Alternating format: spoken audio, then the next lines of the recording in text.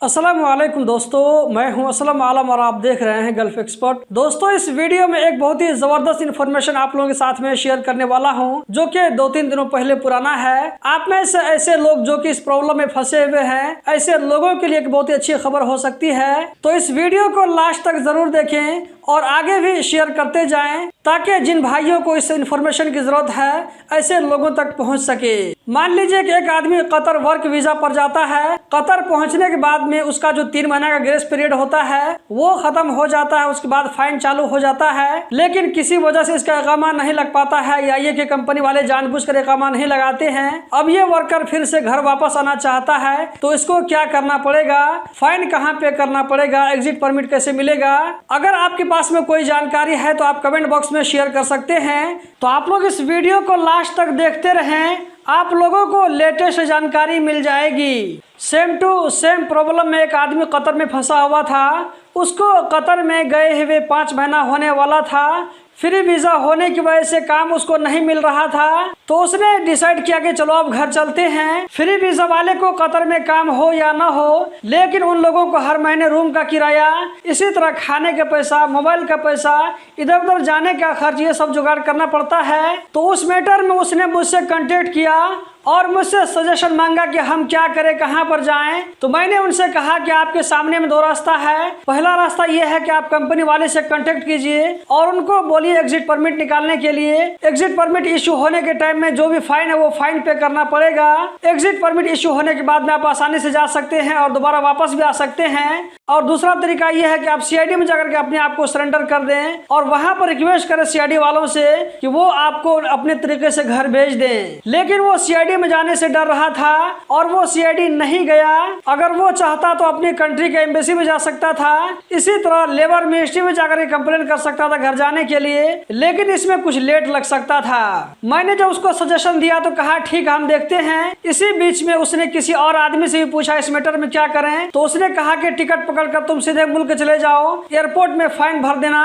फिर उस भाई ने मुझे इसके बारे में बताया, तो मैंने उनसे कहा कि फाइन भरने का काम तो कंपनी वाले करते हैं। फिर उसने जब कंपनी वाले से कांटेक्ट किया तो कंपनी वाले ने थोड़ा सा टाल मटोल किया फाइन भरने में और एग्जिट परमिट इशू करने में। इसी बीच में उस भाई को किसी और ने मशवरा दिया कि तुम कतर एयरवेज का टिकट लेकर के सीधे एयरपोर्ट चले जाओ और वहां पर जाकर एक चांस लो। अगर तुम निकल गए तो ठीक है, वरना अगर नहीं निकल पाए तो तुमको टिकट का थोड़ा बहुत पैसा कट करके बाकी मिल जाएगा। ये कतर एयरवेज का सिस्टम है, बाकी एयरलाइंस में इस तरह नहीं होता है। तो इसने ऐसा ही किया।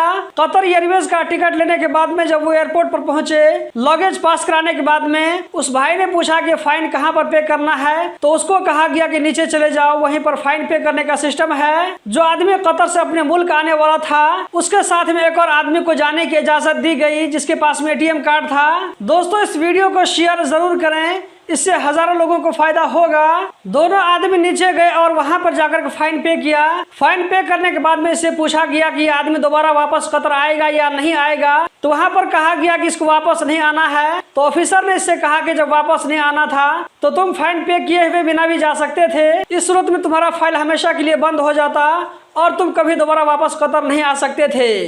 दोस्तों, यहाँ पर मैं आप लोगों के साथ में एक और जानकारी शेयर कर दूं, वो ये कि जब मैं 2020 में कतर में था तो उस वक्त एक आदमी के आईडी के ऊपर में फाइन था, तो वो आदमी बिना फाइन पे किए हुए ही कतर से जा रहा था। तो उसको बोला गया कि कंपनी वाले को बोलो फाइन पे करने के लिए, कतर आईडी कैंसिल करने के लिए। न करने की सूरत में उसको वापस कर दिया गया।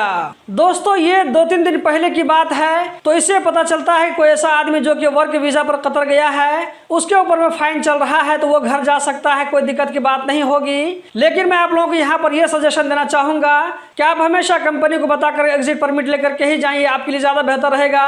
रूल कभी भी चेंज हो सकता है और आप कभी भी प्रॉब्लम में पड़ सकते हैं। ये इन्फॉर्मेशन मैं आप लोगों के साथ में शेयर कर रहा हूं कि कतर में ऐसा भी हुआ है। अभी मैं जिस आदमी के बारे में आप लोगों को बता रहा था वो आदमी घर पहुंच चुका है। यहाँ पर मैं आप लोगों को ये भी सजेशन देना चाहूंगा कि अगर आप भी इसी सिचुएशन में कतर से बाहर जाना चाहते हैं, अपना मुल्क जाना चाहते हैं, तो एक मरतबा कंफर्म जरूर कर लें 109 पर फोन करके। अगर इस इन्फॉर्मेशन की वजह से किसी का टिकट अगर बर्बाद हो जाता है, किसी को एयरपोर्ट से वापस जाना पड़ता है, तो उसकी जिम्मेदारी मेरे ऊपर नहीं होगी। आप लोगों के साथ मैंने जस्ट एक इन्फॉर्मेशन शेयर किया है। हो सकता है कि दूसरे तीसरे दिन ये रूल चेंज हो जाए। इस बात की पूरी पॉसिबिलिटी है कि ये रूल कभी भी चेंज हो सकता है।